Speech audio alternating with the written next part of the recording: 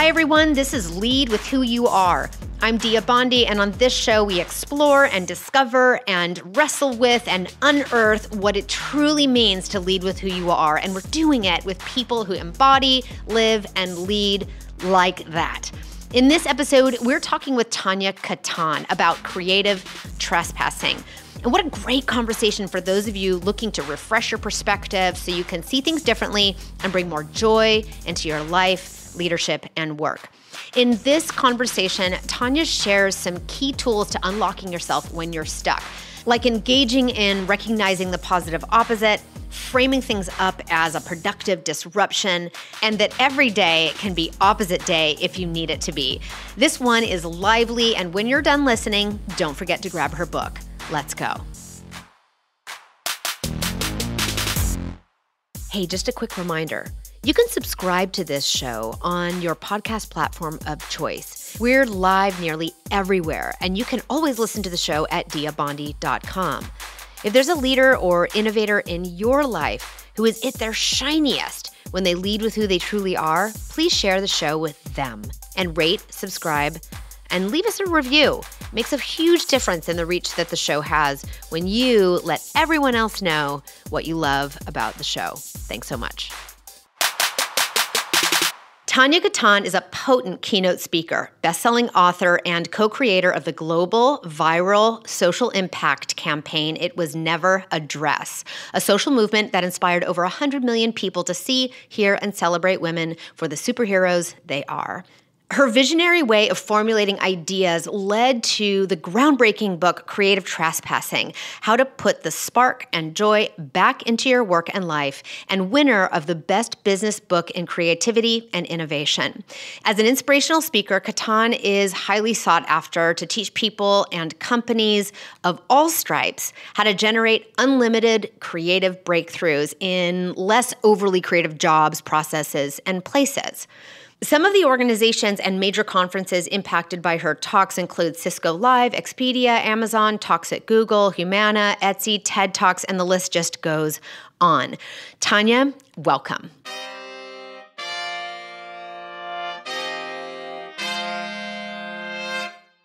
Tania, hello. Hello, Dia. I'm so glad to have you. And I want to set this up really quickly. So when I sat down to think about how might I set up this convo, I was like, you know what I just want to do?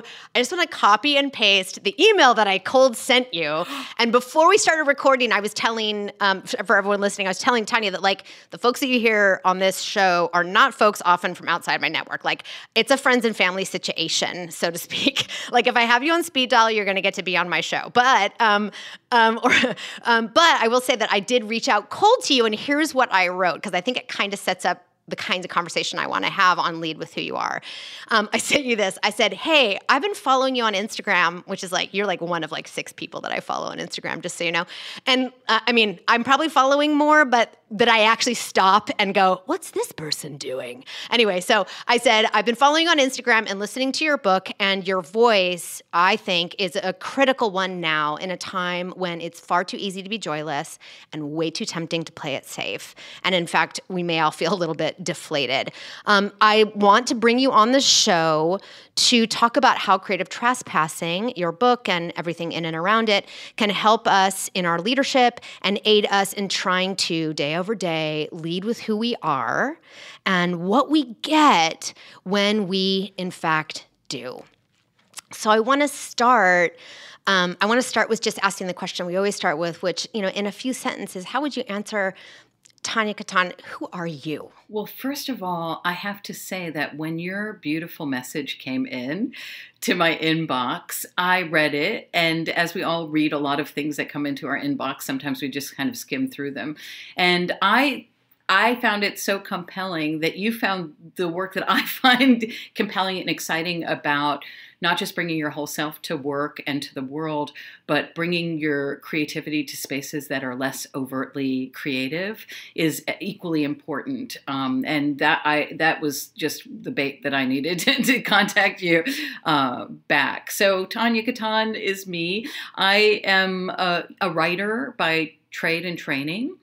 I'm a public speaker, and I would say a creative trespasser, which basically means bringing creativity into processes, places, and people who don't know that they need creativity. And once I bring it in, and a lot of other people are doing it, they realize they can't live without it, and invite it in through the front door. So that's who I am and what I do. Fantastic. So you wrote this book. We've already dropped the name a couple of times, Creative Trespassing. And, the title has this stingy word in it that I love so much, which is the word trespassing, because it's a word that sort of conjures being subversive or crossing boundaries or going where we're not supposed to go. And I love that so much. Can you talk about that and why the hell anybody would want to do that and why trespassing is so important? Yeah. Well, first of all, I was trying to think about actually, after spending years of people saying like, so what do you do for a living? Because I would be like an evangelist at a software company, and I would be a curator at a museum, and all of these seemingly disparate jobs to me made a lot of sense. And so when I was asked over and over, what do you do? And I don't get it and blah, blah, blah. I'm like, okay, what is it that I do? Okay. As I said, it's like I bring creativity into these spaces. Okay. Is it invited in? Did they think they were getting that with the role that they were filling with me? In a lot of cases early on, no, they had no idea that the person they hired to bag groceries in my 20s was going to bring creative processes into that endeavor. And so when I was thinking that, I was like, okay, so I'm creative. That's what I do. I bring creativity in.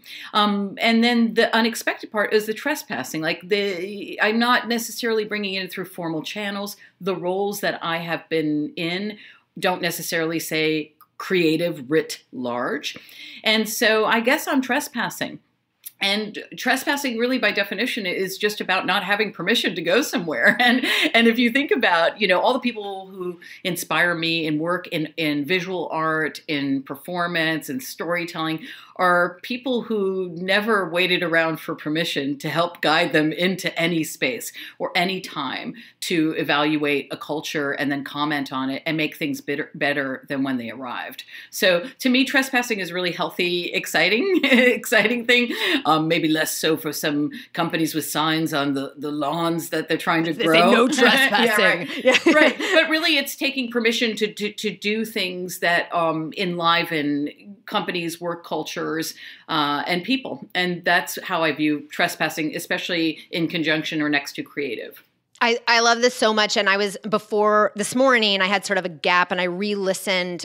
I re-listened the audio version of your book, a section, and you said this thing, which is this quote that I had to grab, which was, we're limited by how we see, not by what we're looking at. And I wrote it down. I was like, why did I write this one down? And a couple things. So I'm just going to monologue for a tiny bit here. So I'm writing a book. I'm just starting on my author journey. We'll be publishing in November a book called Ask Like an Auctioneer. I love that title. So it's designed to help 1 million women and underrepresented people in their domains ask for more and get it using everything I learned from the auctioneering stage, which I do as an impact hobby for women-led nonprofits and nonprofits that benefit women and girls. And it hit me one day that like, oh my gosh, like the folks, I've had a long career in communications. I got to help Rio de Janeiro win the right to host the 2016 games.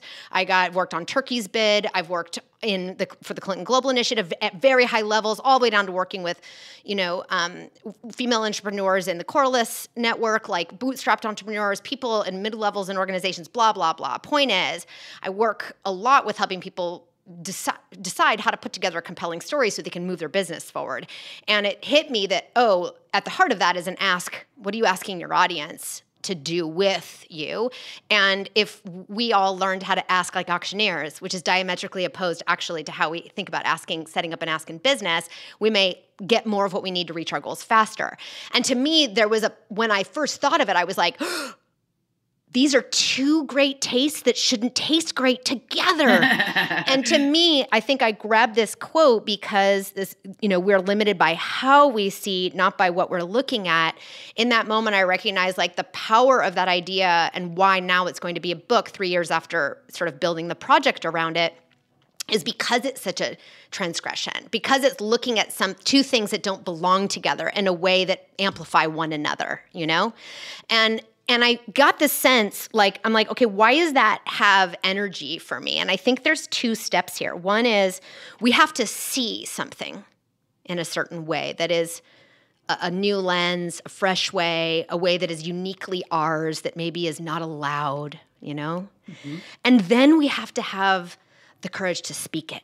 Can you talk about that? Like, does that show up in your audiences and for collaborators you work with, you know, folks that you might consult with, that there's sort of two hits? We have to see something differently. We have to do the trespassing that lets us see something differently and then have the courage to speak it. Well, the first thing that comes to mind, Dia, is that courage doesn't just happen. I feel like courage is a muscle that needs to be exercised. And when you do it enough, when you sort of speak up, speak out, when you address those things that seem like scary to address over and over again. You know, I come from theater. We call it muscle memory. You'll just remember how to do it. I'm sure when you're auctioneering, you know, there's a rhythm, a tempo, a beat of like doing it. And you don't have to think about it anymore. You're like, I'm going to speed it up here. No, your body just knows how to speed it up, how to raise your volume and stuff like that. So in terms of trespassing and really like stretching that courage muscle, it really is about, you know, taking those risks, and maybe they're incremental or small at first. And also it's, you know, something I write about in the book is forming your own personal board of directors. You know, I call mine the Legion of Superheroes because I want us to join forces to do better in the world. These are people I invite into my world to check me and balance me and challenge me when, you know, when an idea is like crappy or it's not serving the people that I want to serve. And so with that becomes a kind of a safe network to try things out. To say, you know, raise your hand and say, hey, you guys, what do you think? Like, I'm thinking of asking for a raise, but I'm not sure how, and who should I ask, and blah, blah, blah. So number one is assemble your legion of superheroes, the people that you trust, not just to always support you and cheer you on. Yay, great. Yeah, but also like, great idea, that's dumb. Yeah. Yeah, well, you know, I'm not that harsh. Yeah. I didn't say that. That was Tia. You know, great idea. And did you think about this if you're trying to impact a global audience? You know, like, did you think about X, Y, and Z? So I would just jump in here to say, like, I think this is really critical, especially for folks maybe in their early careers when they're noticing maybe they see things. It's easy for them to quickly see things differently than those in the room or those that we're all looking at something together and there's maybe some consensus and you're not on board with it internally. Like, to build that confidence, I think courage and confidence are kind of related. To build that confidence about, you know, stepping into those moments to go, actually, it's not, I don't see it. What if I see it like through this lens, or here's what's present for me when I look at that, or how about that, to kind of positively challenge the status quo that has been established, that can get established in an order of seconds, particularly when there's hierarchy present. So early in our careers, to be able to step out of those moments to find your legion of superheroes, whatever we design for ourselves, to go like, to test, to get practice, to have at-bats at saying, here's how I saw it. Is that outside? Like, is that even useful? So that when you're actually in the hot seat and it does matter and you're pushing up against or challenging the powers that be or inserting your voice, you've had some at-bats outside of the room? Mm-hmm, absolutely. Well, there's, you know, I'm going to talk about the flip side of that because I work with a lot of C-level clients who their struggle is, you know, I'm bored in my job. I feel like I'm doing the same shit over and over again. And I just want to feel alive within that context again. And there's sort of two things. There's an exercise that I'm thinking about that I challenge them to do, which is, you know, you become a cultural anthropologist of your work and in your job. And so when you hit those walls of not being able to see anything as exciting or new or whatever, you walk in with a field guide, a notebook, and you approach your job that maybe you've done for 5, 10, 15 years as if you've never done it before, as if you've never stepped into the office before. And you record it like, I walked into this weird angular building and I've studied the strange and nomadic habits habits of these people called project managers and software engineers, or whatever your field is. And in taking those notes, what you do two things. You start to develop that muscle of seeing, not just looking at things. Looking is passive, seeing is active, right? It's engaged in like, oh, I see this thing I pass every single day. For example, the campaign that I helped create, It Was Never a Dress, which was reimagining the women's bathroom symbol. How many times have you walked into an office or a mall or anywhere and you looked to go to the bathroom because you had to pee-pee, and then you saw a woman in a triangle dress with a dot for a head, and you don't think anything about her?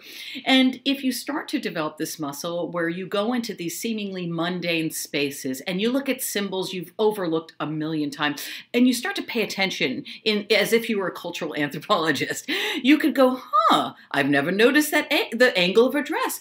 There are many things that are shaped in that triangle. Capes are shaped like that, so this practice of seeing the mundane or the everyday and mining it to find the extraordinary will help you see and tap into your innate creativity. And everybody's creative, and we could talk more about that if you want to. But B, it also gets you out of these ruts, like these moments where we feel stuck. You are never stuck. And you actually planted a seed, Dia, for another exercise, or really it's just two words together that artists are trained to do, and creatives at large. And you can always have it in your back pocket, which is the phrase, what if? Asking that question allows for possibilities beyond this moment, beyond this time and space. What if? And I encourage people to take it to the nth power. A lot of times when people are exploring things, they think they need to be gentle. Like, I'm just recording. Get dirty, get like yucky. Nobody's gonna, your boss isn't gonna judge you on what you wrote down. You're just expanding your creativity muscle. And in doing that, aren't we also, so this show is called Lead With Who You Are, right? And, I think about the folks in that profile you were just mentioning, folks who are at executive level, been doing the thing for a long time. Even if they've applied the thing that they do to multiple different industries, it still feels the same, right?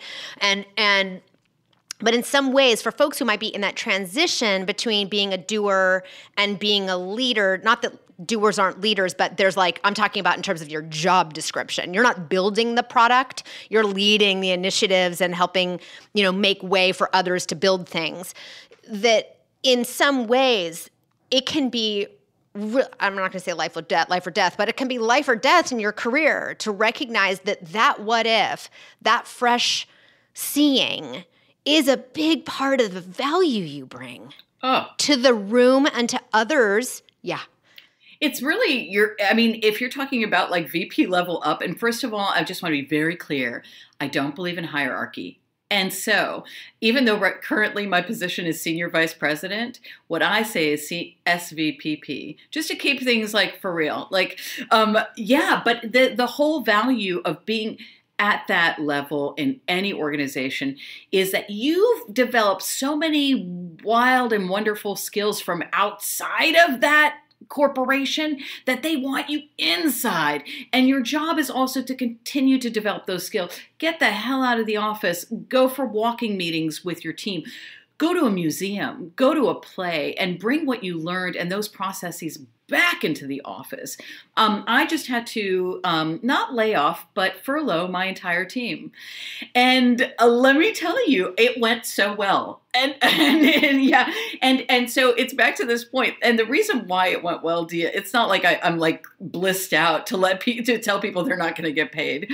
But it's because the skill that I brought to the senior vice president of marketing is coaching.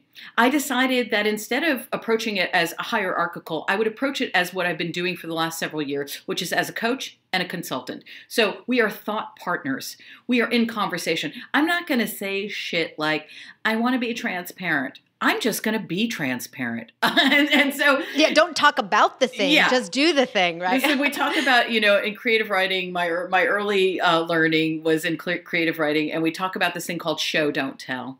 When you're writing something and you're like, the gentleman walked into the crowded room and sneezed, that just tells you something. But if you're like, he walked in, fell to this floor, and started clutching his nose in horror. You're like, what do you start to feel something. So yeah, so to that, the furlough, what I brought was, we had regular meetings. We had walking meetings. We had talking meetings. We had coffee meetings where we would share as if we were all equals, because we were. and when it came time for the furlough, before that moment, I had conversations with my team where I said, listen, here's where I see some of the direction in which we're going.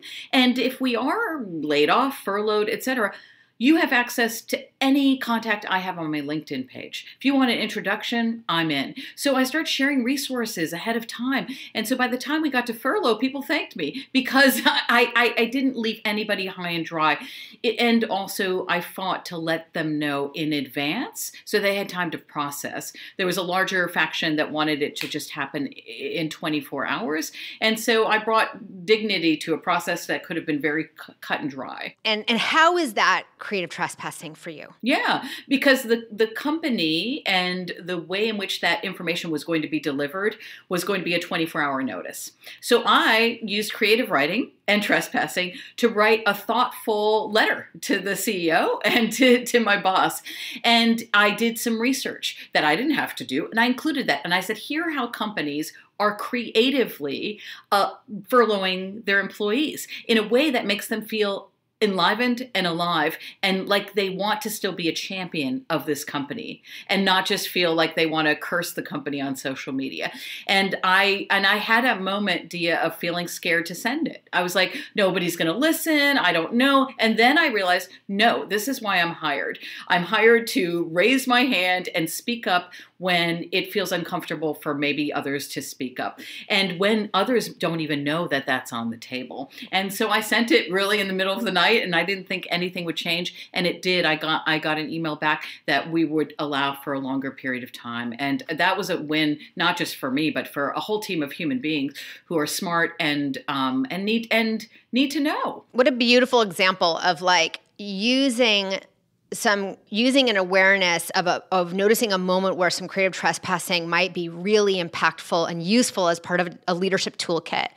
Being able to sort of sense make around you around what the situation might need to really see what mattered, using a coaching and consulting voice to bring it to the fore, and then using your own leadership voice as sort of a snowplow for making something, carving a path for something possible that was going to be more, maybe, these are my words, not yours, have more humanity in it and more possibility for folks. Yeah. And you know what? That's a creative process.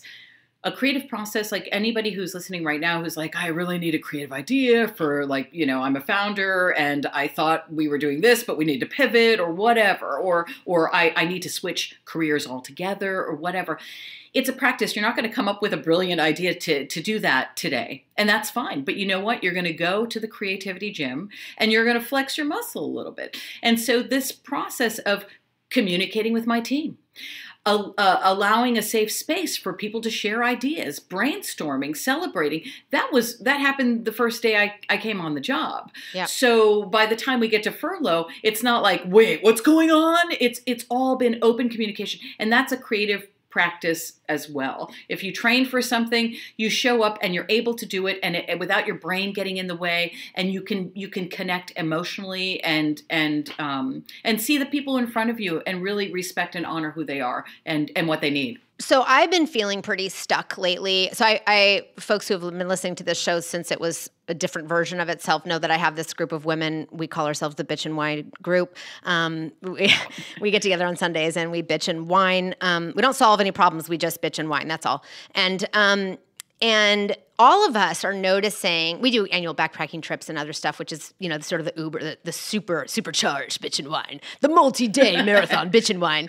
And we were all noticing, and I guess this also sort of infused the message that I sent to you originally to invite you onto the show, just that there's weird words, but like there's a sagginess in the air right now where we live in the San Francisco Bay Area, and there's just a tiredness and and we're all mid-career, mom types and feeling, and I'm finding a strain in like trying to do all the things I usually do that help wake me up, and they're not working. Even the things that are the deepest places that I go of being, losing myself in nature for a day, or things that I'm like, it's like a guaranteed bank withdrawal for, joy. And like, I know I can get it there. It's just not been does not have the reserves it's had for me. It's not doing the thing I need it to do for me. And I was thinking again, going back to this quote that I grabbed earlier, that it's not about what you're looking at, it's about how you're seeing it. And I recognize that the joylessness that's sort of in and around many of us right now. I work with a lot of founders who are, making incredibly difficult decisions, et cetera, and feel tired and like we got no place to go. That it's not about changing what I'm doing. It's about losing myself in nature for the day and experiencing it, seeing differently, and inviting myself to do that instead of just doing it and hoping that thing shows up, Yeah, you're reminding me of a moment that I was working at a job and I felt like they were paying me like more money than I'd ever made in my life, and it was probably like $40,000, and good for you, get it. yeah, woo, nonprofit, Yeah. What? Yeah. And I remember thinking that I found myself sort of like treading water and trying to like do and really like prove my worth to myself, to them, whatever. And then I had this moment of like, I'm trying so hard that I'm not producing the best work I can. And so I wrote on a little slip of paper to myself, do less, be more. And I was like, okay. Yes, I have a Buddhist practice, so that's aligned with that. But the point is if you're trying, stop. It's opposite day.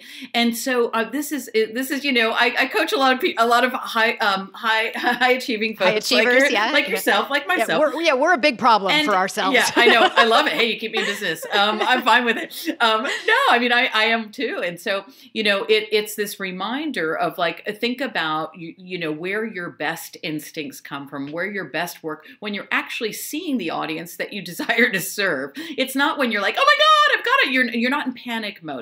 It's in a moment where you're being more and you're doing less. And so I say that, it's opposite day every day. And this is also a helpful trick for, generating creative ideas is, when I was in school and learning creative writing and playwriting, we had to take characters like villains and we had to find really positive, loving traits in them, because you can't create a dimensional character that's just one-sided, right? And so when you find yourself doing one thing, what's the exact opposite of that? So let's go to you, Dia. So when you find yourself like trying, and then you're like, okay, I'm hiking, but I'm still trying to be in nature and avoid and get unstuck. So what would literally be the opposite of you trying? What would be the opposite of that? Well, I find meditation in movement, like if I run up what is this idea of like high effort, low skill requirement? So I'm going to run up a hill. Okay. To get out of my head, right? Mm-hmm. So it would probably be going to Blake Gardens and just sitting on a bench. Great. Okay. Are you going to do that today? They close at 4:00, so I'd probably do it tomorrow. Tomorrow. But that's look, here's the reality. It's like we have these like deep grooves, these neural pathways in our brains that we carved out ourselves because we think and do things over and over and over again. But the reality is we can carve new ones. Isn't that awesome? And so this is, in those moments where you're feeling struggle and you're feeling like you're doing Freud's definition of insanity, where you do the same thing over and over again and expect why isn't this helping? A different outcome. It's been proven. And so I challenge you to do the positive opposite. And this is something else that I've done. I'm gonna interrupt you because the positive opposite. Yeah. So it's not about. I hear that as it's not about turn your back on what you've been doing. No. It's a yes and, but it's a exercise in the polar. To unlock something else. So, and I'll give you the second part of that, which is so it's an exercise I sort of developed when I was working with a coach, and then I'm like, ooh, I love that, and then I kind of tweaked it, but it's a limiting belief one that will help. So I carried around for like weeks a notepad and make 2 columns. And on one of the columns, the heading is limiting belief, and on the other is unlimited possibilities. Okay. And so think of the limiting belief, right? Is I can't get unstuck, or I can't come up with an idea, or I can't fix my failing business, or I can't ask for a raise, or, they can be small, medium, or large, limiting beliefs. And I know everybody who's listening does as well, unfortunately. And then the unlimited possibilities are the positive opposite. So for example, if my limiting belief is I can't ask for a raise, the positive opposite is I can ask for a raise, right? So that's sort of simple, but then you can kind of go deeper into it. I have the skills that they hired me to do. I know what people in my field are making. I can ask for a raise. So you can kind of like deepen that connection to the positive opposite. And I swear to God, this is about creating a new default thought pattern. And it happens, I promise. Like I've thought, there's no way I can get over my limiting belief. And then one day after practicing, I'm like, ooh, my default is like positive and awesome. Not all the time, and that's fine. I can always rely on this exercise to kind of pull me out of it. I love that. And it also doesn't mean I have to, for me, the example of like, don't run up the hill into the forest, like go to Blake Gardens and sit down. It's not actually abandoning the context that I feel most connected to. It's not a departure from who I am, but it's an opposite expression or opposite way of being in the space that is already aligned to who I am. Yeah, because what it is it's just set up to disrupt your habits and patterns that are keeping you stuck. Actually in the book, I came up with a phrase to kind of because I was trying to understand, like, what does that mean? And doing research, I realized, in order to be productive, you have to disrupt those habits and patterns. So I call these moments of exercises in the book productive disruptions, because you actually get more shit done. But I hadn't thought about it until just now. But that's the reasoning behind it. We think that if we just do it harder. I mean, this is a lot of startup culture, which is like fail fast, fail harder, fall down, get up, get a bloody nose, do it again, punch somebody else. What? That's not the most functional way of doing and being. So, what are you optimistic about right now? You're getting me in a very interesting time. I'm actually, I'm across the street from a hospital where my mom has been for 3 weeks. So I will tell you two things that I'm optimistic about. One, in real time, I'm optimistic that my mommy is incrementally getting better. And there was a moment where I thought that she might die. And so that's the reality of being in the world. And this is something I've learned in terms of being a creative trespasser. It also means like bringing what's really happening in your life into every context and in a way that makes sense for the people that you're connecting with. So that's really happening right now. And so I'm optimistic about that. And I'm also optimistic about, I'm starting to talk with universities about creative trespassing. You've heard it here first, and we'll see what happens, but about creating pathways, because I feel like not just myself, but so many of us people who are trained in the arts, in visual art, performance art, writing, dancing, we found ourselves in these weird and wonderful jobs in technology, in all industries. And I want to create a clear pathway so that companies understand how important and vital it is for them to hire creatives, and that people who are creating pathways for creatives out into the working world say, oh, look, you can do 7 different things.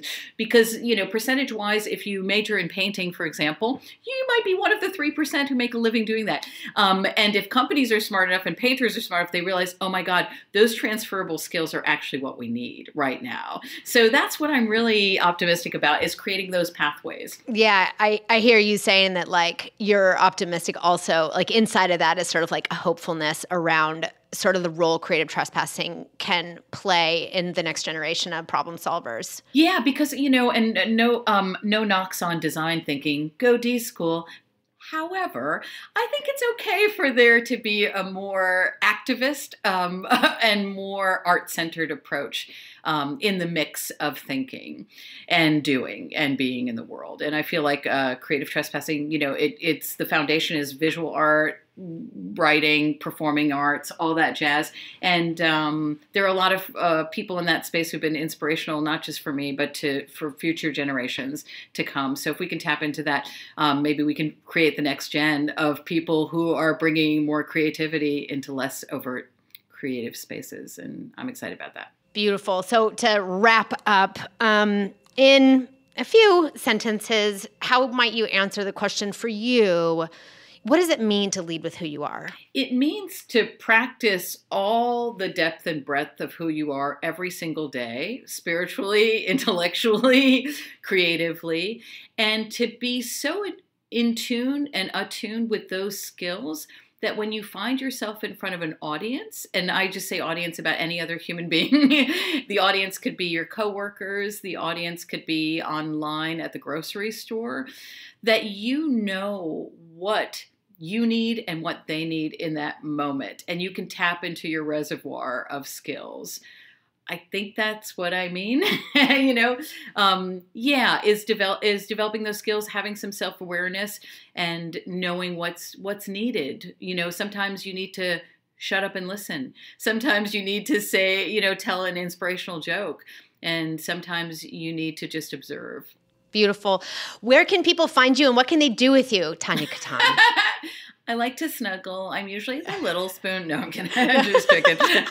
They can send me a bunch of French bulldogs because I'm a big fan. I'm not going to lie about that. Okay, but, that's good. Yeah, as you said in the beginning, Dia, I love Instagram. So you can follow me at Instagram at the Unreal Tania Katan because Tania Katan was taken. Whatever. Anyway. But you also are so unreal. I know. Totally unreal. Totally. Because I actually love that space to communicate words and images of inspiration and creative exercises. You can get my book. I can read you to sleep. I did the audio. The book is everywhere books can be found. You read it beautifully, by the way. It's a bonus on that one. It was really fun to make and to envision the audience in my mind's eye. And then, I coach and consult light. So really, if you're a company or organization that's looking for some coach-sulting for your teams and you're global or local, that's a way I like to play. And as long as there's alignment with what we're focusing on, that's another way we can play. It's been a joy. Thank you for saying yes to my cold call, my 1 in a million cold call. Thank you so much. Okay, now I have an idea for you. Oh. Okay, so I have been asked to basically be a de facto auctioneer so many times just because but I don't know how to do it. I'm just a faker. I'm a faker who talks fast. So and I'm like, $5, just bullshit auctioneer. And then what I realized in being an audience member and having the privilege of going to like fundraisers and paddle races and all that stuff, that if you don't have an MC or auctioneer who feels confident and comfortable at making the ask, you are effed. You're not going to make the money you could make. So here's my little addendum. I think that it's a ask up. Okay, so it's like speak up, but it's ask up because people always ask under based on their own value system. If you're not a professional auctioneer, ask up, ask for more money, speak up, okay, that's all I have. That's my pitch. It wasn't really formed. It's interesting that you say that because the fundamental model of what it means to ask like an auctioneer is to actually make the kinds of asks that you are pretty sure are going to get a no. Because as an auctioneer, what do? If we say yes to the first paddle in the air, we've left money and opportunity on the table. But most of us shape all of our asks based on what we think we can get. We aim for a yes. And when we get a yes, we congratulate ourselves. But if we do exactly what you said, which is ask up, have the courage to actually ask for what we think will get rejected, and then negotiate down, we'll end up with more in our hands. But we don't do that. Because everything between a guaranteed yes and that menacing no lives in a place I like to call the zone of freaking out, Tania. It's the Zofo is the reason we won't ask up. Do you have Zofo? I think I took that for anti-nausea during one of my chemos. No, that's something else. Zofo, that's awesome. Yeah, but yes, you are right. Love it. Everyone ask up. You are totally right. You are totally right. We are right together. It was so great. Thank you so much. Lead with Who You Are is a production of Dia Bondi Communications and is scored, mixed, and produced by Arthur Leon Adams III. Have a question or an inquiry? Reach out to us at hello@diabondi.com. You can like, Share, rate, and subscribe at Apple Podcasts, Google Podcasts, Spotify, or wherever you get your favorite shows. Go to diabondi.com for the show notes to find our tools, frameworks, content, and programs to help you and your team speak powerfully and lead with who you are.